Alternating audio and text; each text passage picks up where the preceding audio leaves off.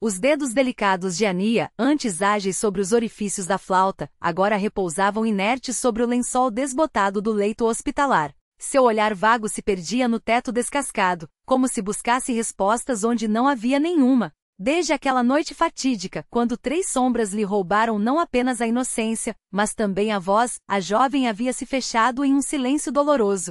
A música calou-se, as palavras evaporaram e com elas, a vontade de existir.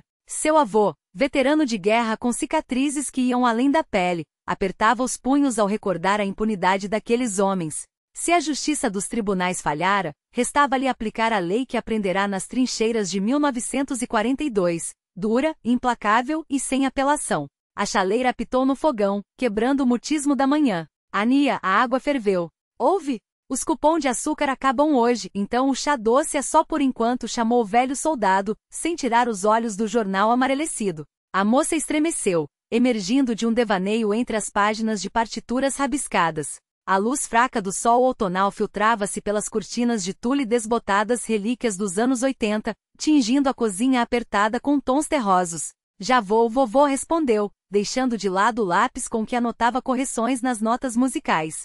Seus passos arrastaram-se pelo assoalho de madeira que rangeu no trecho gasto junto à porta, o alarme caseiro, como brincava o avô. Grigori Pavlovitch já estava à mesa, untando manteiga em uma fatia de pão preto com gestos precisos, os mesmos que outrora usava para montar e desmontar um fuzil às cegas. Mesmo em casa, com o frio de outubro infiltrando-se pelas frestas das janelas antigas, ele mantinha a postura militar, camisa abotoada até o pescoço, costas eretas, ombros quadrados. Seus olhos cinza claros, afiados como os de um atirador, varriam o ambiente como se buscassem um alvo invisível. Apolina dizia que era o olhar de quem já mirou a morte de perto, lembrava-se, enquanto a neta observava aquele ritual matinal. O apartamento dos Nikitins era um retrato modesto dos anos 90, uma cozinha minúscula em um conjunto habitacional de periferia, com armários de fórmica descascada, geladeira Saratov que ronronava alto demais e cortinas floridas, desbotadas pelo tempo. No parapeito, potes de grãos embrulhados em páginas do Nijegorodsky Rabot faziam companhia a uma garrafa vazia de óleo de girassol, transformada em vaso para flores secas colhidas no verão passado. Tudo ali falava de uma vida simples, marcada por privações e pequenas alegrias. Hoje às 9 tenho que estar no quartel, anunciou Grigori, tomando um gole do chá forte. Vou falar sobre a frente de batalha para os novos recrutas. Ania sorriu enquanto arrumava na mesa o café da manhã frugal. Ovos cozidos, queijo em cubos, pepinos fatiados com endro. O senhor vai contar a história de Stalingrado de novo?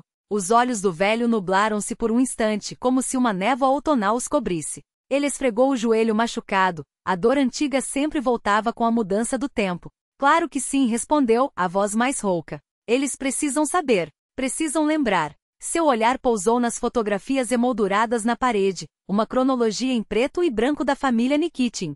Ali estava ele, aos 18 anos, com o uniforme cheio de condecorações ganhas nas ruínas de Stalingrado. Ao lado, Polina, a enfermeira de beleza serena, retratada em Berlim no maio de 1945. Mais adiante, a filha Valentina, com o mesmo rosto da mãe, ao lado do marido Sergei. E por fim, a última foto. Valentina, Sergei e Ania, então com 12 anos, tirada um mês antes do acidente que ceifara suas vidas. 3 anos haviam se passado, mas a ferida ainda sangrava.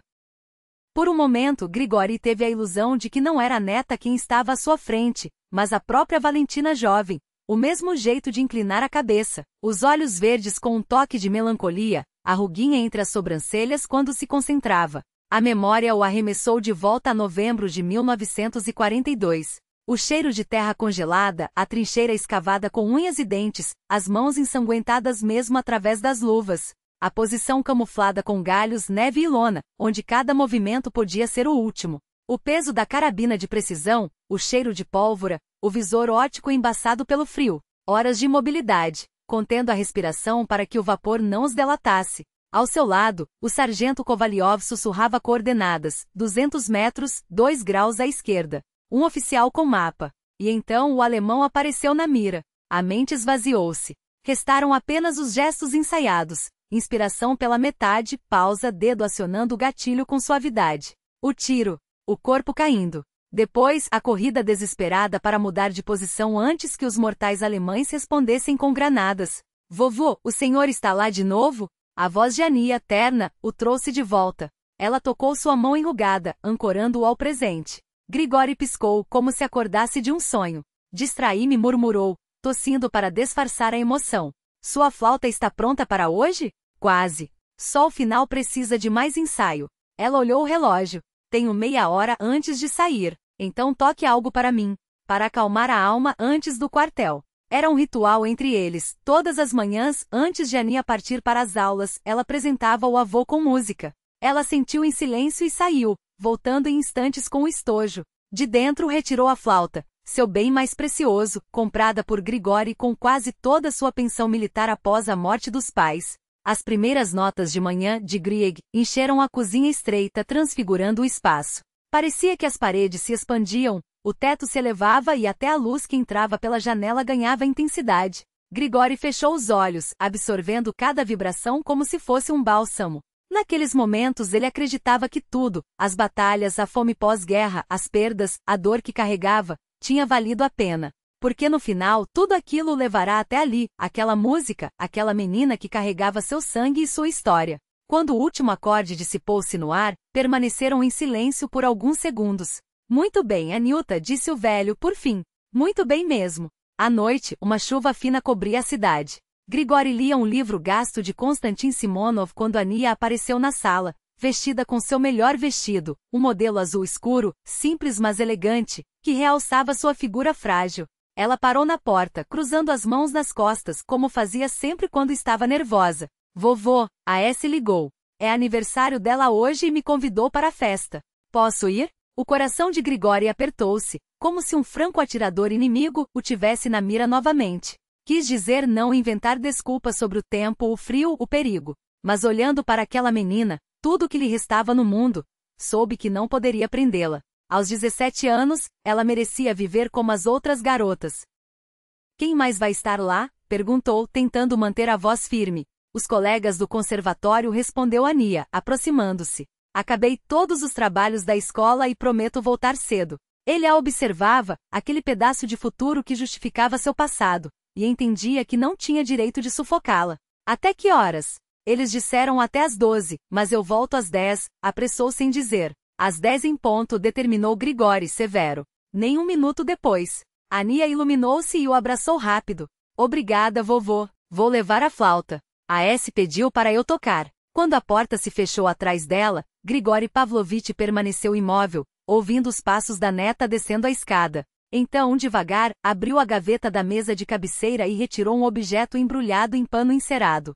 Seus dedos, ainda ágeis apesar dos anos, desdobraram o tecido com cuidado, revelando o cano frio de uma carabina. Desta vez a justiça não falhará, sussurrou para si mesmo, enquanto a chuva batia contra a janela. Grigori Pavlovich permaneceu sentado na poltrona, incapaz de retomar a leitura. Uma inquietação surda o consumia, como um pressentimento que não o deixava em paz. Não gostava daquele temporal que açoitava as janelas, nem daquele outubro úmido e cinzento que parecia sugar a luz do dia. Mas, acima de tudo, não gostava da ideia de Ania atravessar sozinha o bairro àquela hora, com a noite caindo como um manto pesado sobre a cidade. Com um esforço, levantou-se, apoiando-se com mais peso do que o habitual na bengala de Nogueira. Os joelhos rangiam em protesta, mas ele ignorou a dor e dirigiu-se ao quarto. Do fundo do armário, retirou um binóculo militar, relíquia de um companheiro de frente que não sobrevivera à guerra.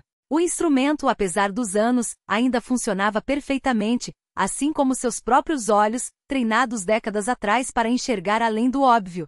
Um legado de sua época como franco-atirador. Apoiado na grade do balcão, ajustou as lentes até localizar o caminho entre os prédios por onde Ania deveria passar. Não demorou muito para avistá-la. Uma silhueta esbelta sob o guarda-chuva, o estojo da flauta abraçado contra o corpo como um talismã. Foi então que algo chamou sua atenção. Junto ao playground, sob a clarabóia da área de lazer, 3 jovens fumavam e riam, vestidos com uma ostentação que destoava da simplicidade do bairro. Um deles, alto com os cabelos penteados para trás num estilo que Grigori associava à arrogância, apontou na direção de Ania. Embora as palavras se perdessem no ruído da chuva, os sorrisos sarcásticos e a linguagem corporal deixavam claro, ela era o alvo de seus comentários. O mais alto, claramente o líder, disse algo que fez os outros 2 rirem com gargalhadas grossas. Grigori sentiu a garganta apertar, como se mãos invisíveis a comprimissem. Continuou observando até que Ania dobrou a esquina do prédio vizinho, desaparecendo de seu campo de visão. Mas a sensação de perigo não o abandonou. Hoje a Sétia vai ter a companhia daqueles modinhos da flauta, cuspiu Gleb no chão, enquanto esmagava a lata de cerveja vazia sob a bota. Acabei de vê-la passar. A mesma que nem olhou para você no concerto, Anton. Anton riu, amassando outra lata entre os dedos. Acha que topa? Duvido, murmurou Dennis, o mais franzino do trio, olhando para Gleb com uma devoração quase canina. Ela é daquelas certinhas. Estuda música clássica, deve ser chata pra caramba. Justamente por isso, Gleb exibiu um sorriso predatório. As certinhas são as que mais queimam quando soltas. E nós vamos ajudá-la a se soltar, não é, rapazes?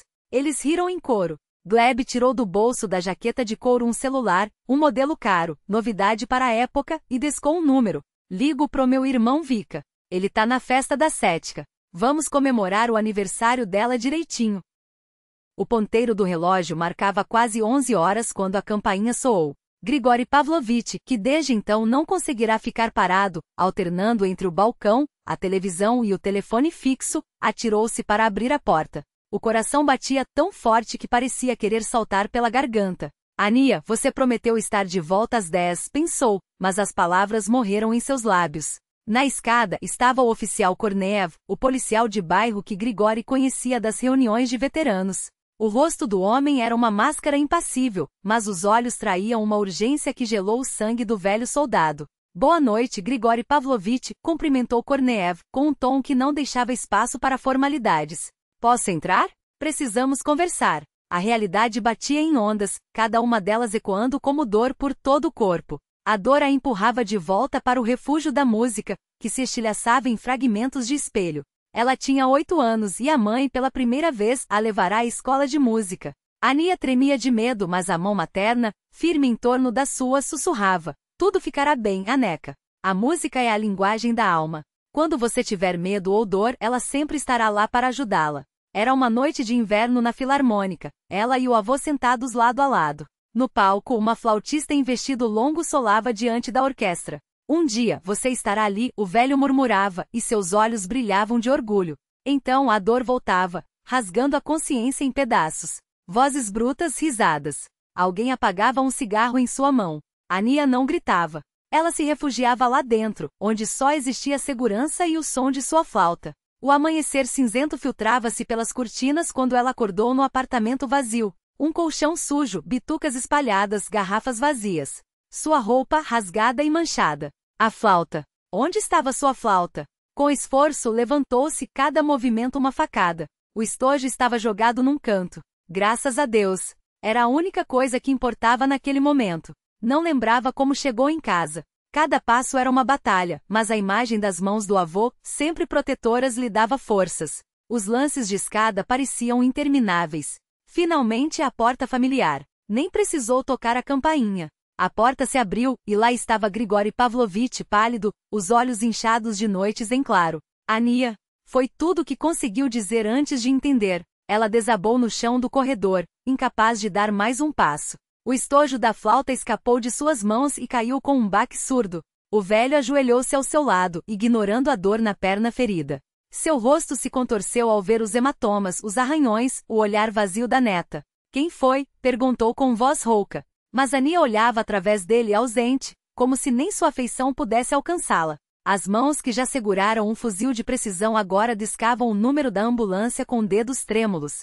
Os lábios murmuravam uma prece que não repetia desde 1942. No quarto de hospital, iluminado pela penumbra do amanhecer, Grigori Pavlovich segurava a mão inerte de Ania, observando-a fixar o teto como se ele não existisse. As palavras do médico ainda ecoavam. Traumas múltiplos, violência, estado de choque, necessidade de apoio psicológico. Os dedos do veterano apertaram com mais força a mão da neta. Naquele instante fez um juramento silencioso, gravado a fogo em sua alma, encontrar, punir, destruir aqueles que haviam feito aquilo com sua menina. Uma fria fúria o invadiu, semelhante àquela que sentirá nas emboscadas, quando não havia espaço para medo ou dúvida, apenas o alvo. A porta da enfermaria rangeu. Na entrada, o oficial Korneev torcia o boné entre as mãos. Grigori Pavlovich, disse baixinho. Preciso falar com Ania para o protocolo. O velho balançou a cabeça. Você vê o estado dela? Que conversa é essa? Entendo. Kornev aproximou-se. Mas quanto antes tivermos o depoimento, maiores as chances de pegá-los quentes. Foi então que algo inesperado aconteceu. Ania, até então imóvel, apertou com força a mão do avô. Seus lábios tremularam, e Grigori Pavlovich inclinou-se para ouvir o sussurro quase inaudível. Eles eram 3. Gleb, Anton e Denis. Gleb é o chefe. Seu pai é vice-procurador regional. As últimas palavras saíram mais altas e Kornev, ao lado, ouviu-as com clareza. Uma sombra passou por seu rosto, como se tivesse levado um choque. Qual o sobrenome desse Gleb? Perguntou após uma longa pausa com uma tensão estranha na voz. Markelev, Ania murmurou, e afundou de volta em seu torpor. O rosto de Kornev mudou. Nele se sucederam choque, incredulidade, medo e, por fim, uma compaixão profunda. Trocaram um olhar com Grigori Pavlovich, e naquele instante o velho sargento sentiu o sangue gelar. Markelev? Repetiu o oficial, e o nome pairou entre eles como uma sentença. A delegacia recebeu Grigori Pavlovich com a luz fria das lâmpadas fluorescentes e o cheiro característico de repartição pública, poeira de papel, fumo barato e ar viciado. O escritório de Kornev ficava no fundo de um longo corredor, um cubículo apertado, com uma mesa desgastada coberta de pastas e 2 cadeiras. Sente-se, Grigori Pavlovich. O oficial aproximou um formulário em branco. Preciso que conte novamente com detalhes. Qualquer coisa pode ser importante. O velho sargento falou de maneira seca. Precisa como um relatório militar. Nenhum tremor na voz, embora por dentro tudo fervesse de dor e raiva. Descreveu como Ania saíra para a festa de aniversário, como não voltará na hora, como a encontrara pela manhã, desfalecida no corredor. Os nomes dos agressores ela pronunciara com clareza. Gleb, Markelev, Anton. Hesitou, sem saber os sobrenomes dos outros. Egorov completou Kornev. Anton Egorov. O terceiro, provavelmente Denis Kryukov. Um trio inseparável. Muitos no bairro os conhecem. Já houve queixas, mas nada sério, até hoje. Nos olhos do oficial lia-se sincera compaixão, mas também algo mais, preocupação, talvez até medo. Nós os detaremos, Grigori Pavlovich. Eu mesmo cuidarei disso. Mas o velho levantou o olhar. E Kornev tossiu, desconfortável, sem saber como dizer o que precisava ser dito. Isso pode não ser simples. O pai de Markelev é vice-procurador regional. Tem influência. E daí? A voz de Grigori Pavlovich permaneceu calma, mas seus olhos estreitaram-se. A lei é igual para todos. Ou estou enganado, capitão? O oficial suspirou, passando a mão pelo rosto cansado. Claro que tem razão. Vou protocolar a prisão agora mesmo. Nós os pegaremos. As horas seguintes passaram como um nevoeiro. Através da divisória de vidro, Grigori Pavlovich viu Anton ser trazido primeiro, um rapaz forte, com olhar de touro bravo. Começou a gritar que não fizera nada, que era difamação. Ela quis. Essas garotas da escola de música só esperam por isso, depois fazem de vítimas. Sua voz grossa atravessava as paredes finas.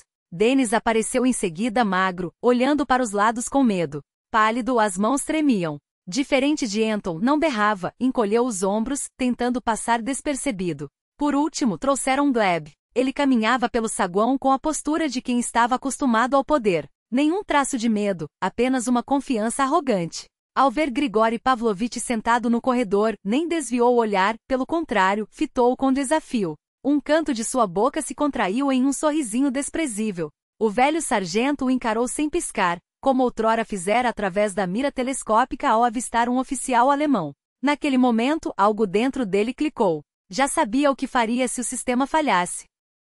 Não haviam se passado 20 minutos quando uma figura alta e imponente adentrou o departamento. Um homem de meia-idade, com postura militar e um sobretudo caro que realçava sua silhueta atleta. Grigori Pavlovich reconheceu-o imediatamente. Era o pai de Gleb, Nikolai Arkadievich Markelev. A semelhança era impressionante, os mesmos ombros largos, o queixo anguloso, o olhar gelado que parecia dissolver qualquer resistência. O homem nem sequer olhou para os demais visitantes, dirigindo-se diretamente ao gabinete do chefe do departamento sem bater. O ambiente mudou instantaneamente. Os policiais baixaram a voz, seus movimentos tornaram-se mais rápidos, quase nervosos. Uma tensão palpável espalhou-se pelo ar, como a calma artificial antes de uma tempestade. Grigori Pavlovich conhecia bem aquele fenômeno. 25 anos antes, nas trincheiras congeladas de Stalingrado, aprenderá a identificar a presença de um oficial superior pelo simples fato de que o ar no abrigo ficava mais denso. Os soldados ajustavam a postura e até o som dos tiros parecia abafar-se por um instante.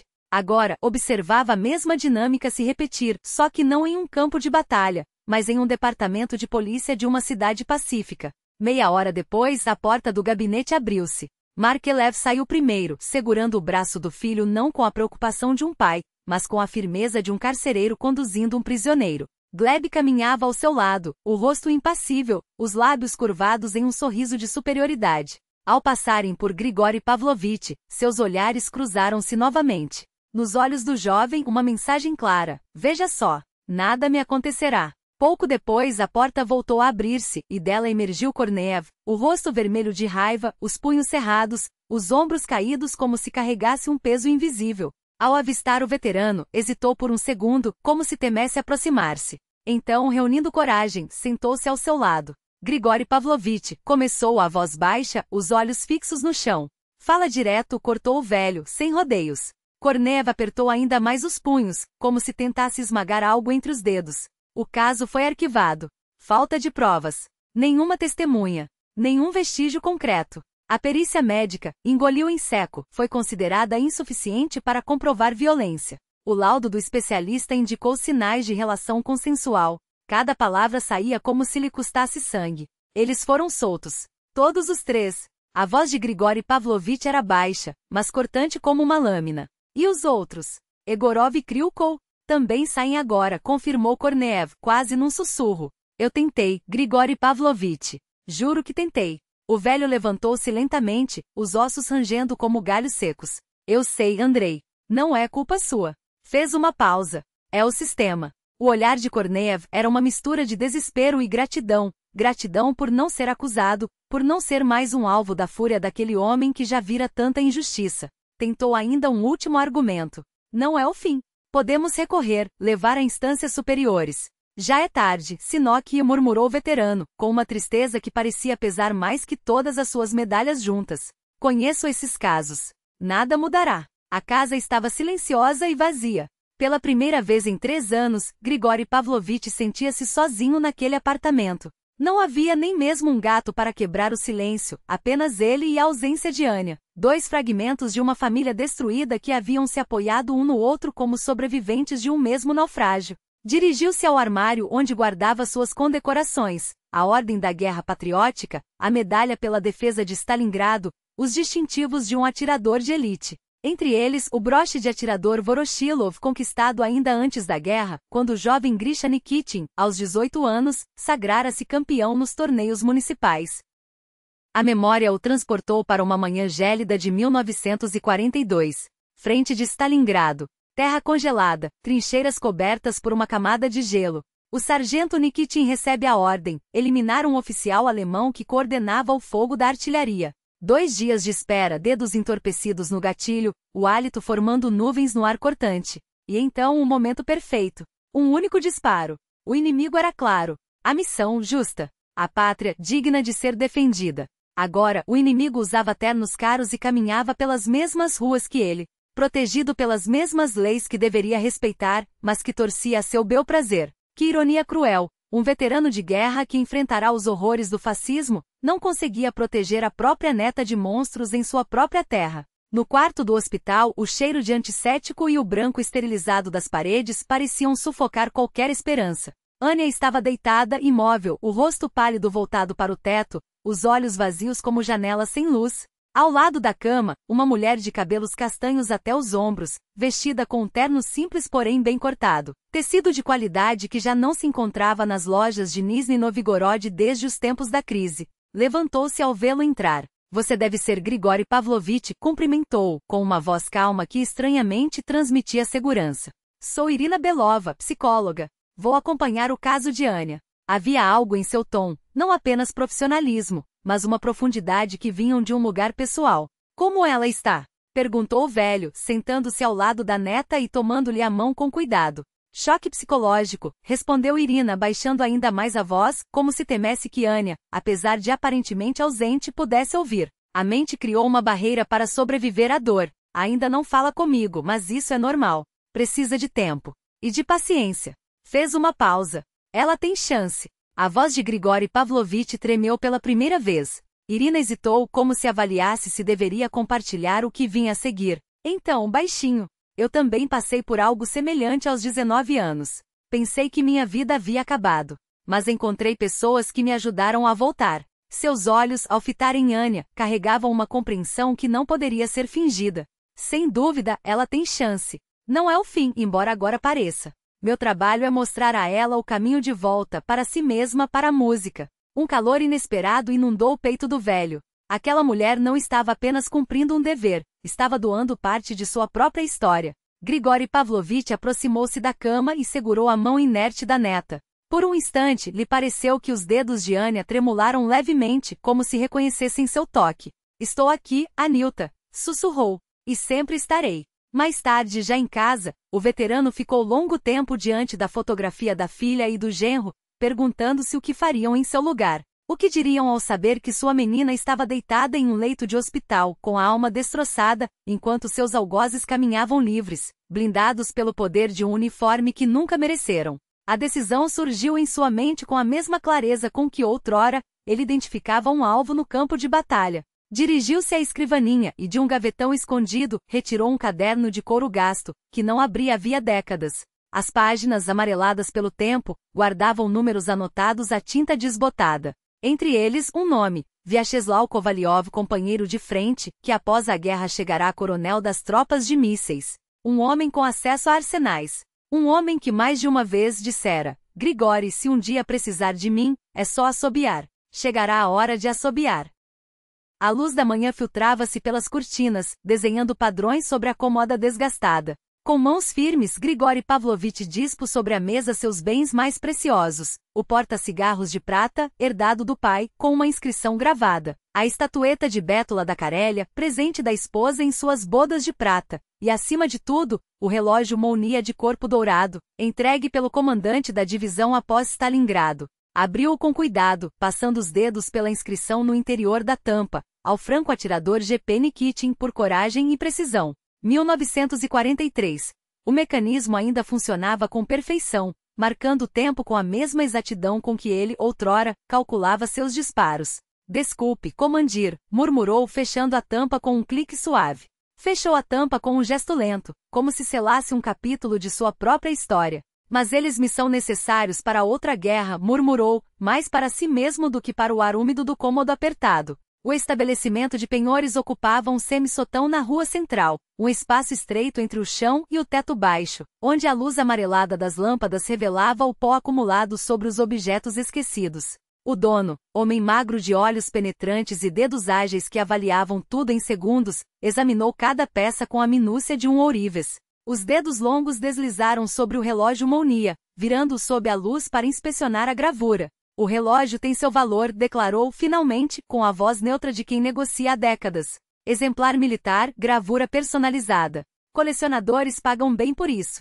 O número que anunciou fez com que algo dentro de Grigori Pavlovich se contraísse. Era pouco, quase um insulto pela memória que aquele objeto carregava. Mas ele não discutiu. O tempo urge, e o dinheiro era necessário hoje. Ao sair, as notas crujiram em seus dedos enrugados enquanto as contava sobre a mesa de madeira da cozinha. Junto à pensão e às economias, seria suficiente. Um suspiro pesado escapou de seus lábios quando guardou o dinheiro no bolso interno do paletó. Do armário, retirou um mapa desgastado da região e o estendeu sobre a superfície. Seus dedos, ainda trêmulos do esforço de desapegar-se do passado, traçaram a rota até Dubik, o povoado militar fechado a 40 quilômetros de Nizhny Novgorod. As paredes de concreto coroadas por arame farpado, o posto de controle com guardas armados, os prédios cinzentos de 5 andares, tudo ali respirava o mesmo ar opressivo dos quartéis que ele conhecera outrora. Grigori Pavlovich parou diante da guarita, a carteira militar desgastada apertada na mão. Era seu único passaporte para aquele mundo à parte, separado não apenas pelo arame, mas por um código de conduta que só os que vestiram farda compreendiam. O soldado de plantão consultou a lista com desconfiança. O coronel Kovalyov realmente reside neste endereço, confirmou, erguendo os olhos. O senhor vem por assunto pessoal? Por assunto de frente, respondeu Grigori Pavlovich seco. Algo em seu tom, talvez a sombra de Stalingrado ainda presente na voz, fez com que o jovem teniente engolisse as perguntas que lhe vinham à mente. A porta do apartamento se abriu para revelar um homem corpulento, as têmporas grisas e o olhar carregado de quem viu demais. Grisha exclamou, incrédulo, como se o tempo não tivesse passado. Nikim, Mãe Santa, quantos invernos! Os dois velhos soldados se abraçaram, corpos marcados por cicatrizes invisíveis, palavras desnecessárias. Os olhos disseram tudo. O coronel aposentado conduziu o visitante até a sala, onde uma garrafa de conhaque já iniciada e 2 copos de cristal facetado aguardavam sobre a mesa. Serviu a bebida âmbar com um gesto preciso, mas Grigori Pavlovich não tocou no copo. Kovalyov observou, então afastou o seu próprio. Não vieste para uma visita social, constatou direto. Fala. Sem preâmbulos, quase em estilo militar, Grigori Pavlovich expôs o motivo daquela visita. A cada palavra, o rosto de Kovalyov escurecia. Precisas de uma espingarda, então resumiu quando o relato terminou. De precisão. E munição. Sim, confirmou o outro. E sabes o que pedes? É artigo criminal. Para ti e para mim. Sei-o. Kovalyov levantou-se com esforço, caminhou até a janela e ficou imóvel, observando o pátio cinzento do povoado, as crianças brincando no parque infantil. Tem uma neta também, disse, por fim. 8 anos. Meu sol. Virou-se bruscamente para Grigori Pavlovich. Não, não posso.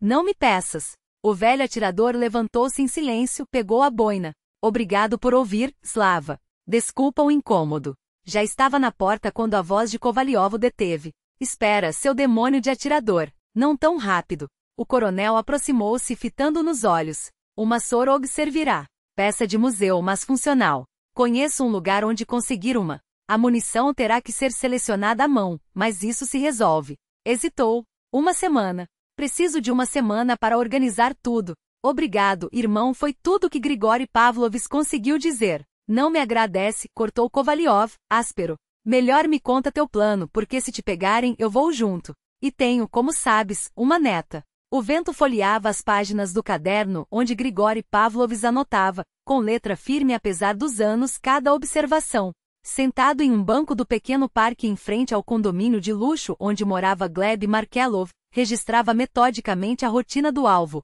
9h15. Sai do prédio, entra na Audi preta com vidros escuros. Placa, 132. Retorna às 13h20. Janela do quarto no 4º andar, terceira da esquerda. 3 dias de vigilância haviam revelado um padrão imutável na vida do jovem Markelov, um herdeiro mimado que nunca ouvirá um não. À noite, entre 23h e 23h30, Gleb aparecia na janela do quarto, quase sempre falando ao telefone, distraído. Anton Yegorov apresentava um desafio maior. Vivia em um prédio comum, mas raramente estava em casa. Dividia o tempo entre a companhia de Gleb e o porão de um prédio vizinho, transformado em academia de ginástica improvisada para a rapaziada local. Yegorov, treinamento de força das 17h às 19h, diariamente. ênfase em supino. Gaba-se constantemente da força. Janela da academia dá para o quintal dos fundos, visada possível, a partir do telhado do prédio ao lado. O mais imprevisível dos 3 era Denis Kryukov. Parecia pressentir o perigo. Mudava rotas, olhava para trás, evitava espaços abertos. Mas até ele tinha um ponto fraco. Marina, uma jovem do conservatório, a quem visitava quase todas as noites no alojamento estudantil. Kryukov, terças e quintas visita a namorada no endereço X. Quarto no 2º andar, janela para o terreno baldio. Posição ideal, construção abandonada a 300 metros. Na enfermaria, os acordes suaves de uma flauta preenchiam o ar. Irina, sentada à cabeceira de Anya, executava uma versão simplificada de Furelise, adaptada para o instrumento. A garota não estava deitada, imóvel como de costume, mas seus dedos tremiam levemente, como se tentassem acompanhar a música no ar. Quando a melodia terminou, Irina colocou a flauta ao lado da mão inerte de Anya. Sua vez, disse, suave. O instrumento sente saudade das tuas mãos. Anya não se mexeu, mas seus olhos, antes fixos no teto, deslizaram para a flauta. Para Irina, aquele pequeno gesto era uma vitória. Mais tarde no corredor, a psicóloga compartilhou suas observações com Grigori Pavlovich. Há progresso. Sua consciência está voltando daquele lugar escuro onde se escondeu. A música abre um caminho, mas leva tempo. Talvez 1 semana, talvez meses. Tempo, repetiu o velho, os olhos fixos no calendário da parede. Sobre a mesa, a espingarda Sorong estava desmontada, cada peça limpa e lubrificada com cuidado cirúrgico. Suas mãos, apesar da artrite que lhe doía nas juntas, lembravam cada movimento. O ferrolho deslizava sem atritos, o cano estava imaculado, sem vestígios de ferrugem. Peça de museu, mas em estado perfeito, dissera Kovaliova ao entregá-la. As balas foram selecionadas para esta arma específica. O coice será mais forte do que lembras. Já não somos os mesmos de 42. Agora, enquanto remontava a espingarda, Grigori Pavlovich recordava aquelas palavras. As mãos, de fato, já não respondiam como antes. Mas ele sabia, quando chegasse a hora, não erraria o alvo. Os cálculos de distância e trajetória vinham automaticamente ajustados para vento, temperatura e umidade como nos velhos tempos. Anotava tudo no caderno, esquemas, ângulos, 3 posições de tiro, uma para cada alvo. Tudo havia sido planejado com a precisão militar que nunca o abandonara. Grigori Pavlovich chamou o Korneiel quando o velho saía do hospital após mais uma visita à neta. Espere. Afastaram-se para um banco sob uma velha tilha, onde o ar cheirava a terra úmida e folhas caídas. Korneiel, o agente distrital, tinha um rosto mais marcado do que Grigori lembrava, com olheiras que denunciavam noites em claro. Como está Anya? Perguntou a voz baixa, quase cautelosa. Melhor, respondeu Grigori, sentindo o peso das palavras. Já reage à música. O médico diz que é questão de tempo. Korneiel assentiu, olhando ao redor como quem verifica se há ouvidos indiscretos. Baixou ainda mais a voz, quase um sussurro. Tenho-os observado não oficialmente. São 3. Agem como se o mundo lhes pertencesse. Especialmente Gleb. Sabe o que ele anda dizendo? O agente fez uma pausa, os dedos apertando o coldre vazio. Gabando-se por aí, contando aos amigos que conquistou a musicista e que ela gostou. E se ela abrir a boca? Imitou a voz arrogante do jovem, o papai resolve tudo. As mãos de Grigori, repousadas sobre os joelhos, cerraram-se em punhos. Os nós dos dedos branquearam sob a pele fina. Obrigado por me avisar, Andrei, disse a voz tão controlada quanto o gatilho de sua espingarda. Korneiel tossiu, constrangido, evitando encarar diretamente os olhos do velho. Oficialmente não posso fazer nada. Outra pausa. Mas se alguém resolvesse dar uma lição nesses rapazes, ele deixou a frase no ar, carregada de significado. Não me esforçaria muito para encontrar esse alguém. Havia sinceridade naquelas palavras, mas também um aviso velado, não vá longe demais. Grigori ouviu o estalo seco do ferrolho ao fechar a câmara. Verificou o mecanismo pela última vez, alinhando a mira com a janela do prédio em frente. Tudo funcionava com a precisão de um relógio suíço. Amanhã, pensou. Amanhã a justiça começaria a ser restaurada. Um toque inesperado na campainha o fez estremecer. Movimentos rápidos automatizados pelo treinamento envolveram a espingarda em um cobertor surrado e a esconderam no armário de madeira, atrás de caixas com roupas de inverno. O olho mágico revelou a silhueta familiar do uniforme da milícia. Korneiel. O que ele quer a esta hora? Ao abrir a porta, o agente estava com papéis nas mãos e uma expressão oficial estampada no rosto. Boa noite, Grigori Pavlovich. Inspeção rotineira de proprietários de armas de caça. Sei que você tem uma espingarda registrada. Preciso verificar as condições de armazenamento. Seus olhares se encontraram. Grigori entendeu imediatamente, não era uma visita comum. Korneiel sabia algo. Ou pelo menos desconfiava. Entre, disse, abrindo a porta com um gesto amplo. O agente adentrou, varrendo a sala com o olhar. Por um instante seus olhos demoraram-se no armário de madeira onde, segundos antes, a espingarda fora escondida. Grigori sentiu um calafrio percorrer a espinha. O sótão do velho prédio em frente ao condomínio de luxo estava tomado por entulho de construção e exalava o cheiro ácido de excrementos de pombos. A poeira, acumulada por décadas, dançava nos raios oblíquos do sol poente que se infiltravam pelas frestas do telhado. Ninguém subia ali havia anos. O lugar perfeito. Grigori acomodou-se junto à janela do sótão, de onde se avistava diretamente a fachada da residência dos Markelov. Desmontou a espingarda com a destreza de quem já o fizera milhares de vezes, montando-a sobre um suporte improvisado com sacos de areia trazidos de casa. A perna defeituosa latejava após a subida íngreme, mas ele ignorou a dor. A dor é apenas um sinal do corpo. Nada mais. Aos 72 anos, ainda conservava a essência de um franco atirador, a capacidade de fundir-se ao ambiente, tornar-se invisível. Sua respiração era regular, o coração batia em ritmo sereno. Existia fora do tempo, fora das emoções, concentrado apenas na missão. Através da mira ótica, via com nitidez as janelas do apartamento de Gleb. Quarto andar, terceira janela à esquerda. Seus cálculos indicavam que o jovem apareceria ali entre 23 horas e 23 horas e 30. falando ao telefone, gabando-se de mais um feito heróico. O veterano de Stalingrado aguardava. O tempo distendia-se e contraía-se como uma mola. Não sentia cansaço, apenas uma concentração absoluta. Assim como em 1942, quando podia passar dias deitado à espera da presa, imóvel, paciente. 225 minutos. Uma luz acendeu-se no apartamento dos Markelov. Grigori ajustou levemente a mira, afinando a precisão, e expirou com cuidado, acalmando o pulso. 23h17. A figura de Gleb Markelov surgiu na janela, vestindo uma camiseta de time, o celular colado à orelha. Ria alto, andando de um lado para outro. Seu rosto arrogante desaparecia e reaparecia no campo de visão. Grigori esperou. Finalmente Gleb parou junto à janela, contemplando a cidade noturna. Na mira, sua expressão de superioridade era nítida. O mesmo sorriso presunçoso do dia na delegacia, como se dissesse: nada me acontecerá. Tudo me será perdoado. O dedo de Grigori repousou sobre o gatilho. Um gesto técnico calculado, sem espaço para emoções. Assim como outrora quando eliminava oficiais inimigos.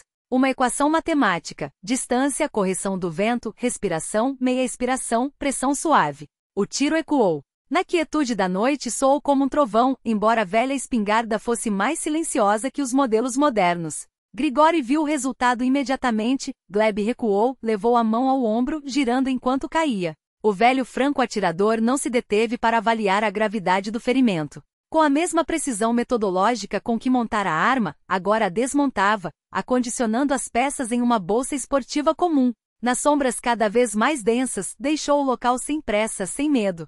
Seus passos eram medidos, como se saísse de um simples passeio noturno. Mas cuide-se.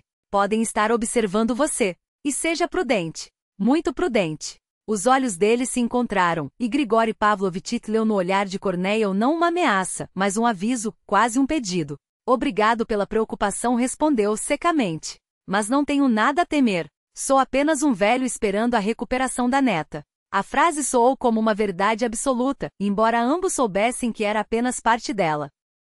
Anton Egorov saía do prédio com movimentos nervosos, lançando olhares furtivos para os lados. Depois do atentado contra Gleb, sua paranoia havia se aguçado. Mudava rotas, evitava espaços abertos, examinava os telhados com desconfiança. Mas as velhas rotinas eram mais fortes que o medo. Toda quarta e sexta, sem falhar, ele descia ao porão adaptado como academia. Anton se orgulhava de sua força. Era seu escudo contra as intempéries da vida. A força resolve tudo, repetia como um mantra. Grigori Pavlovich escolheu como ponto de emboscada um galpão abandonado no alto de uma colina, de onde avistava as janelas do porão, quase ao nível do chão. Distância, 220 metros. Ângulo difícil, mas executável. Montou a carabina com a mesma precisão de sempre, mergulhando naquele estado de concentração absoluta em que o mundo se reduz a um único ponto, a mira. Desta vez a espera foi breve. Anton apareceu na janela, exibindo os músculos para os amigos reunidos no porão. Tirou a camiseta, deixando o torso nu, e começou a levantar pesos com a barra. Grigori Pavlovich ajustou a mira. Desta vez não escolheria um órgão vital. Justiça proporcional ao crime. Respirou fundo, pressionou o gatilho com suavidade. O tiro cortou o silêncio da noite de outono. Pelo visor, viu Anton estremecer, levar as mãos ao local atingido, cair de joelhos. Seu rosto se contorceu em uma careta de dor e terror. Os amigos se agitaram ao redor. Uns correram para socorrê-lo, outros saíram em pânico. O velho atirador desmontou a arma com metodismo, guardou as peças e dissolveu-se nas sombras cada vez mais espessas da noite. 2 casos resolvidos. Falta um. Um atirador desconhecido continua aterrorizando a cidade, anunciava a apresentadora do telejornal local. Ontem ocorreu o segundo atentado. A vítima, Anton Egorov, de 19 anos, foi levada ao hospital em estado grave. Médicos afirmam que os ferimentos podem causar danos irreversíveis à sua função reprodutiva. Grigori Pavlovich assistia às notícias enquanto servia o chá com calma. Uma estranha serenidade o invadia, não alegria, não satisfação, apenas a sensação de um dever cumprido. As autoridades pedem vigilância à população, continuou a jornalista, especialmente aos jovens possíveis alvos do criminoso. Pais são orientados a restringir a circulação dos filhos à noite. A cidade mergulhara em um clima de pânico. Mães esperavam os filhos com ansiedade, pais acompanhavam as crianças até a escola e de volta, esquadrinhando as ruas com olhares desconfiados. Todos falavam do misterioso atirador. As teorias se multiplicavam. de gangues neonazistas a agentes estrangeiros. Dennis Kriukol tremia de medo. Depois dos ataques a Gleb e Anton, quase não saía de casa. Fechava as cortinas, estremecia a cada barulho.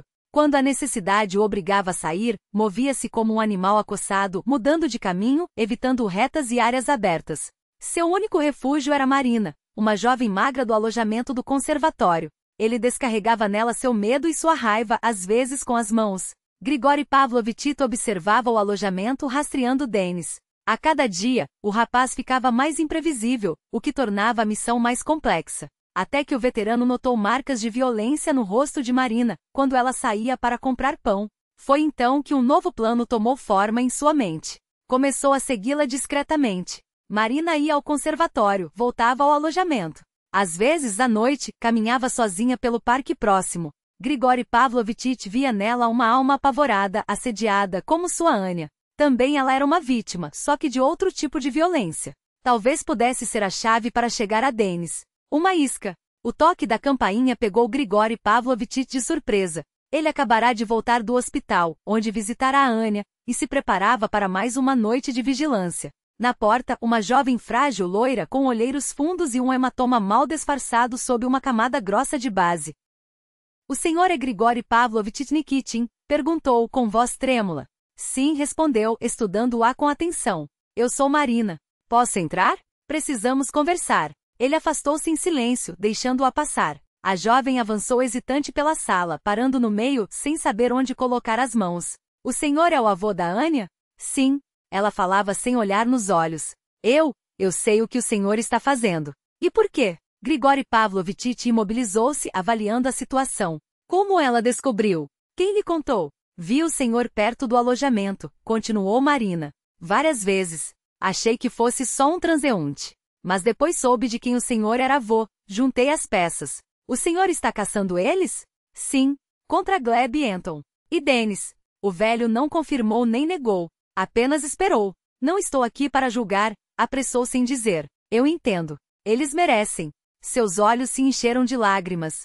Dennis, ele participou do que fizeram com a sua neta. Contou para mim, gabando-se. Me deu nojo, mas eu tinha medo de deixá-lo. Ele me mataria. Ela ergueu o olhar para Grigori Pavlovich. Quero ajudar o senhor, mas tenho medo. Medo das consequências. Nesse momento, a voz do locutor na televisão, que ficará ligada ao fundo, cortou o silêncio com um boletim urgente.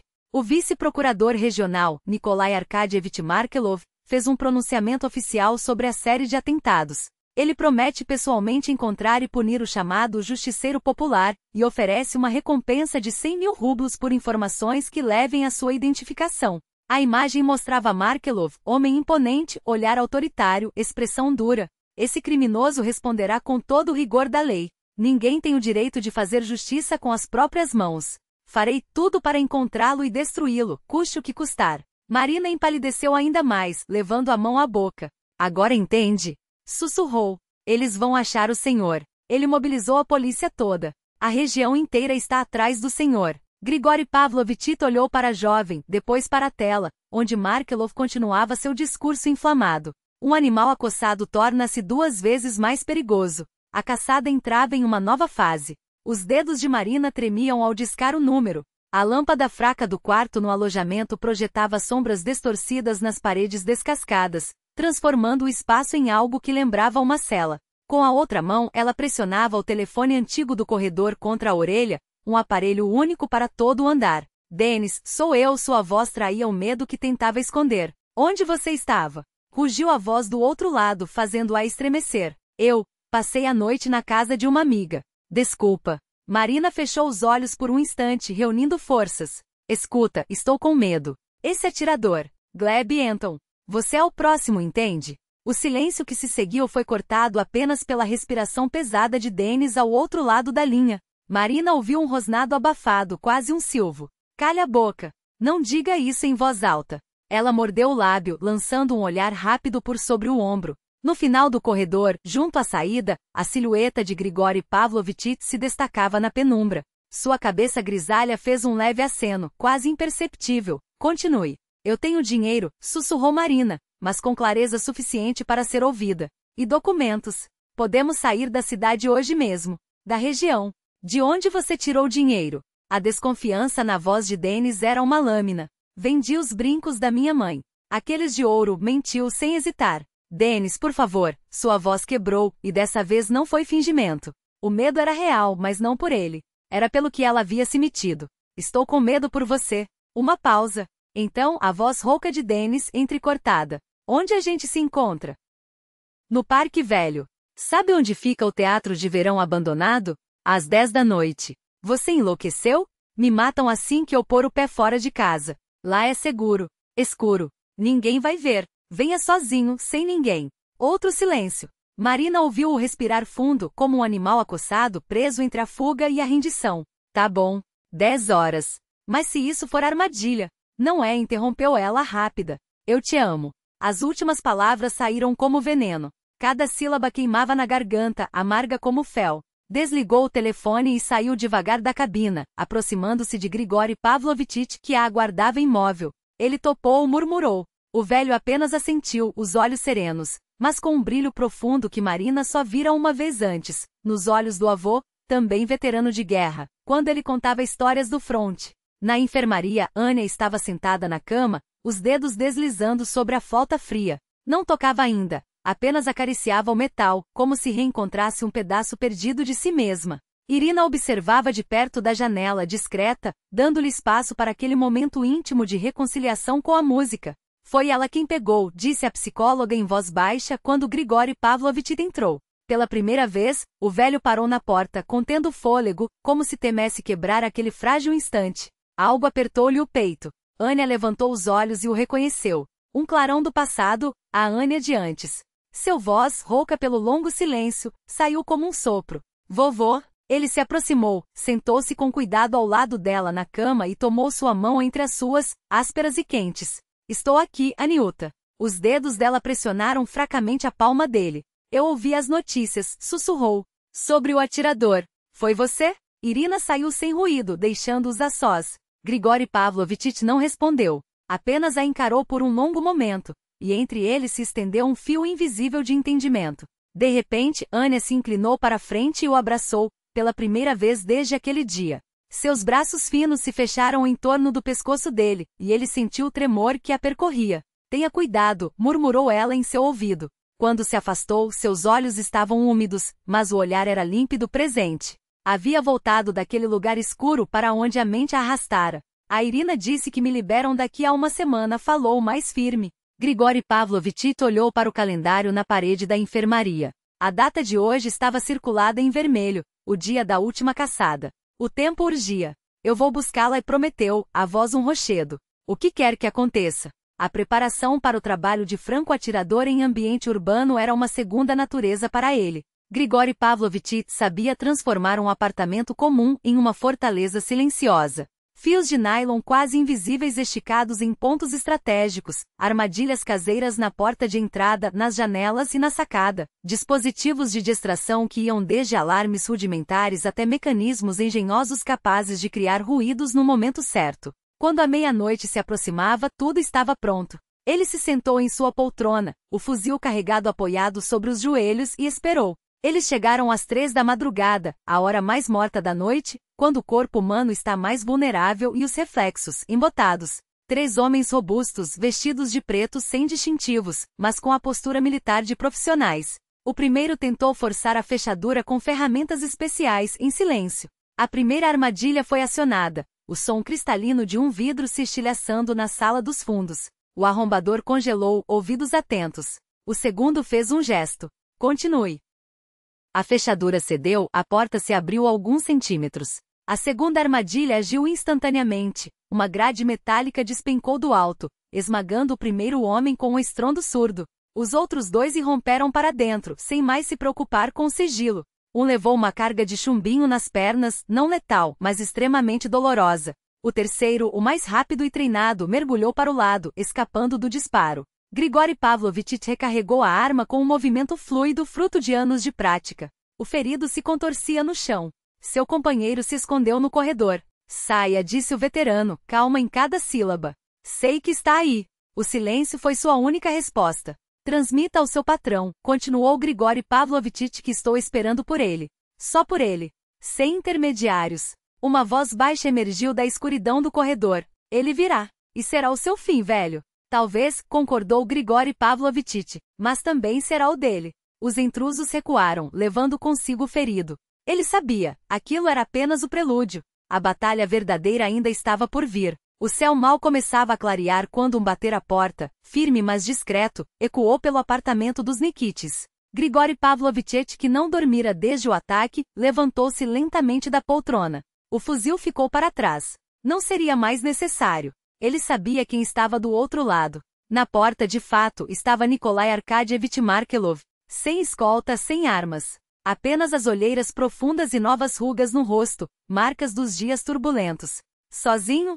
Perguntou Grigori Pavlovich, varrendo com o olhar a escadaria deserta. Como combinado, o velho franco-atirador deu um passo para trás, permitindo a entrada do visitante. Dirigiram-se à cozinha, território neutro. Grigori Pavlovich serviu 2 xícaras de chá, um gesto cotidiano em meio à tensão. Markelov sentou-se, desabotoando o casaco, mas sem tirá-lo, como se sublinhasse a temporariedade daquela visita. Por um tempo, apenas o som da água quente preenchendo as xícaras quebrou o silêncio. 2 pais, separados por um abismo de posição social e convicções, mas unidos pelo sangue derramado por seus filhos. Por que veio?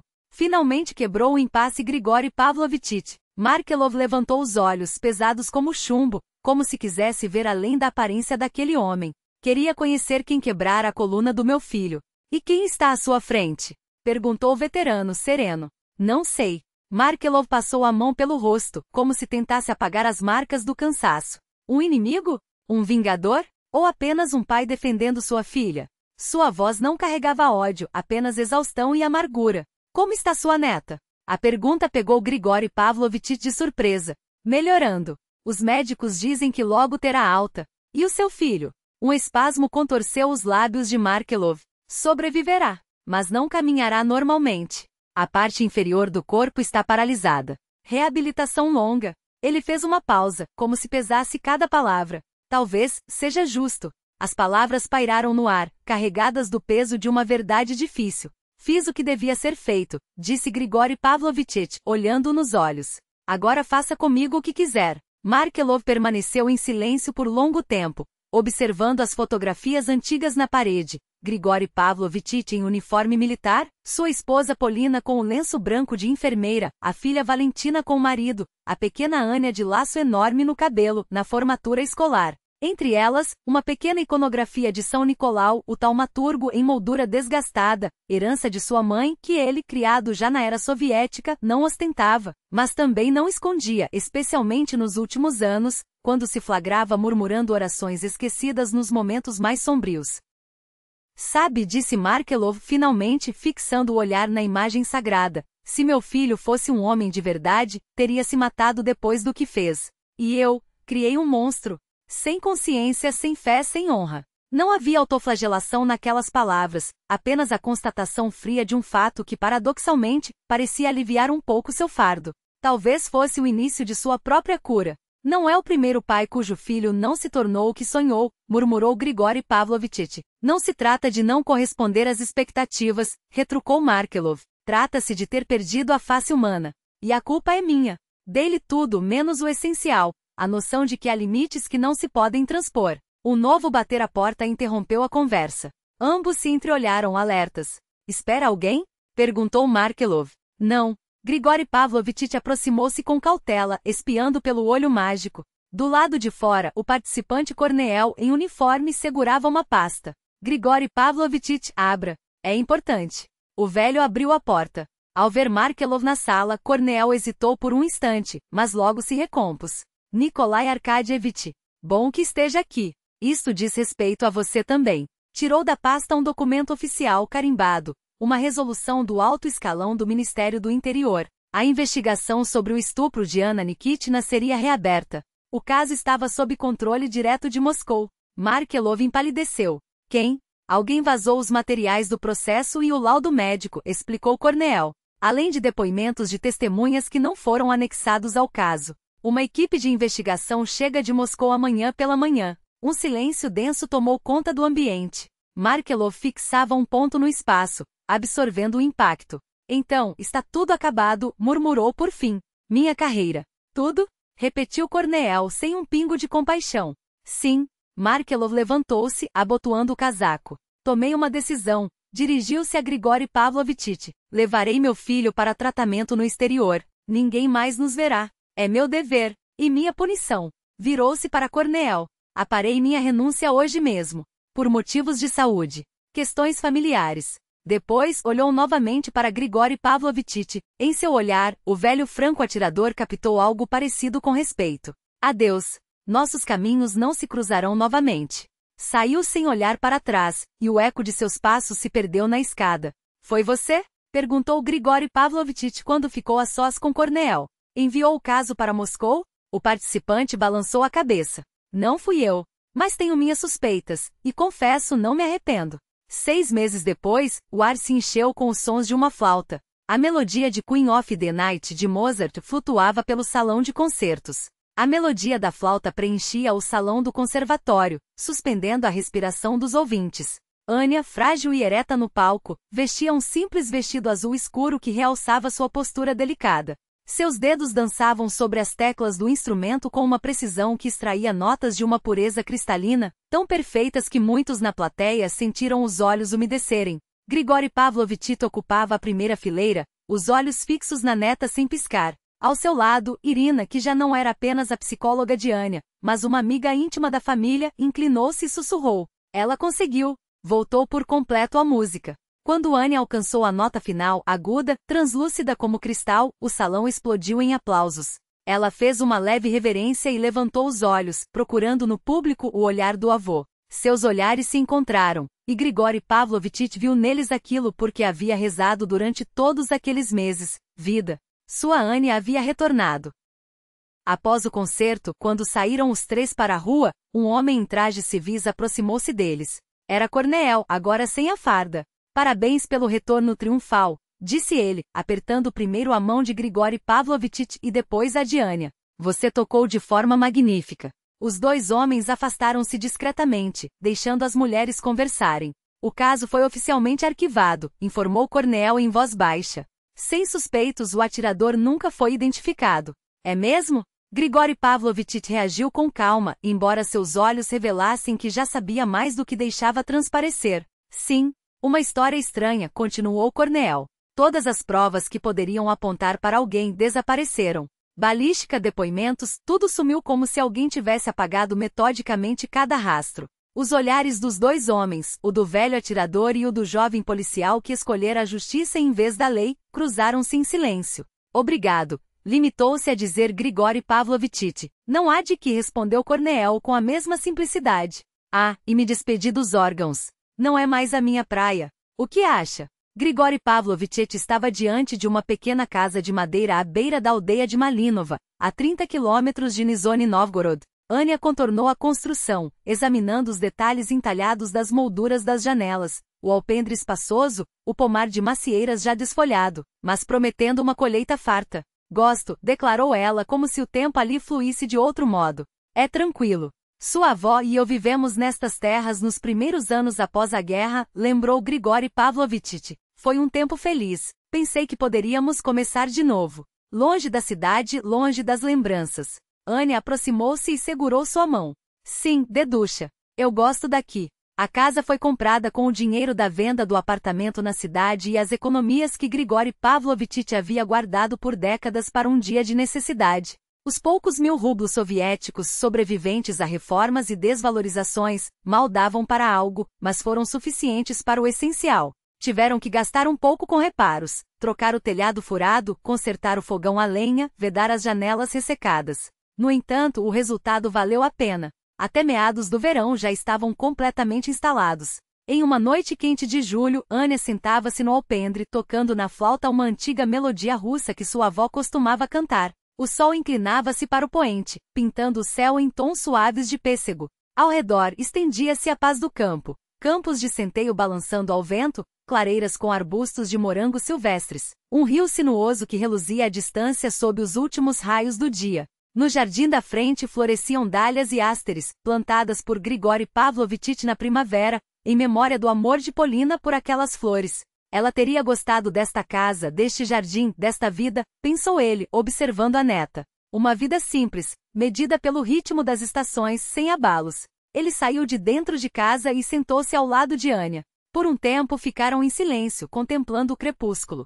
Era um silêncio sereno, de quem havia atravessado a escuridão e encontrado a luz. Sabe, disse Anya, finalmente pousando a flauta no colo, decidi que depois do conservatório local, vou prestar vestibular para Conservatório de Moscou. Grigori Pavlovitch olhou para ela com uma sombra de preocupação. Tem certeza? É tão longe. Não tenho mais medo, Dedusha, sorriu ela, suave. Você me ensinou a não ter medo. Na estrada que levava à casa, uma carroça aproximou-se. Dela desceram Irina e Korneel, agora oficialmente um casal. Olha só, comentou Grigori Pavlovitch com um sorriso maroto. Eu sabia que havia algo entre eles. A noite transcorreu em um jantar lento na varanda, entre risadas e conversas. Anya falava de seus planos para Moscou, Irina de seu novo trabalho em um centro psicológico para adolescentes, Korneel, de sua decisão de se dedicar à agricultura. Imaginem, riu ele, em vez de uma pistola, agora andarei com uma pá. Mas, pela primeira vez em anos, sinto que estou no lugar certo. Quando os visitantes se despediram e Anya foi dormir, Grigori Pavlovitch permaneceu no alpendre. O céu noturno estendia-se sobre ele como um domo infinito de estrelas, igual àquela noite nos trincheiras de Stalingrado, quando pela primeira vez compreendeu o real valor de uma vida humana. Tirou do bolso uma velha medalha de campanha, recebida após sua primeira missão bem-sucedida como franco-atirador. O metal brilhou fracamente à luz da lua. Cumpri minha promessa, Rodina murmurou fitando as estrelas. Perante você e perante minha família. Um ano depois. O pátio da casa em Malinova estava enfeitado com guirlandas caseiras e buquês de flores silvestres. Sobre uma mesa levada para o jardim, um grande bolo exibia a inscrição. Parabéns, estudante da conservatório. Anya, radiante e ainda mais bonita, recebia os cumprimentos dos poucos, mas queridos convidados. Irina e Korneel, agora marido e mulher, trouxeram um enorme ramo e uma cesta de maçãs colhidas em seu próprio pomar. Os vizinhos que já haviam adotado a família chegaram com tortas caseiras e uma garrafa de nalivka. Anya aproximou-se de Grigori Pavlovitch, segurando a mão de um jovem. Quero apresentá-lo, disse ela. Este é Sergei, meu amigo do conservatório. Também foi aprovado, vai estudar violoncelo. Sergei, alto, de olhos bondosos e sorriso tímido, estendeu a mão. Muito prazer. Anya fala tanto de você? Grigori Pavlovitch apertou sua mão, observando-o com atenção. Havia algo naquele rapaz que lhe inspirava confiança, o olhar franco, o aperto de mão firme, o tom respeitoso. Igualmente respondeu, espero que seja uma boa companhia para ela em Moscou. Quando os jovens se afastaram, Grigori Pavlovitch os observou. Anya ria de algo que Sergei dissera, um riso genuíno, que iluminava todo o seu rosto. Pela primeira vez desde aquele dia terrível, ele via nela a Anya de antes, luminosa, aberta ao mundo, capaz de alegrar-se e amar. O velho atirador sentiu, então, um peso antigo dissolver-se em seu peito. A vida seguia. Sua luta não fora em vão. E naquele momento finalmente experimentou o que por tanto tempo lhe escapara, paz. Mais tarde, quando a festa estava no auge, Korneel aproximou-se com 2 copos. Pelo futuro, propôs o ex-policial. Pelo futuro, concordou Grigori Pavlovitch. Beberam, observando os jovens dançarem no gramado ao som de um velho toca-discos. Arrepende-se? Perguntou Korneel subitamente. Grigori Pavlovitch demorou-se a responder, os olhos fixos em Anya. Então balançou a cabeça. Não, a honra de um veterano não me permitiria agir diferente. No céu noturno, uma estrela cadente riscou a escuridão. Era a primeira estrela da noite, justamente aquela que na infância, sua mãe chamava de Estrela da Esperança. E ao velho franco-atirador pareceu que ela piscava para ele, como se aprovasse sua decisão. Os dois permaneceram em silêncio por alguns instantes, enquanto o brilho tênue da estrela se dissolvia na imensidão do céu. Korneel suspirou, como se também tivesse compreendido algo que não precisava ser dito em voz alta. A história daquele veterano e sua neta, no entanto, não se encerra ali. Ela permanece aberta, como uma pergunta que ecoa além das páginas. O que faríamos nós se a justiça nos negasse o direito de proteger aqueles que amamos? Onde traçar a linha entre a reparação e a vingança, entre o dever e a queda? Talvez a resposta não esteja nos códigos ou nas leis, mas na quietude da consciência, naquela mesma que anos depois, ainda faz Grigori Pavlovitch observar o horizonte com a serenidade de quem sabe que em certas batalhas, a vitória não se mede por troféus, mas pela paz que se conquista. E você, leitor? O que essa história desperta em você? A honra de um veterano, o peso das escolhas ou a reflexão sobre até onde iríamos para defender os nossos. Que ela sirva não apenas como um relato, mas como um espelho para que, ao olharmos para trás, possamos reconhecer nossas próprias estrelas da esperança. Guarde bem os seus, porque no fim são eles que nos lembram quem somos.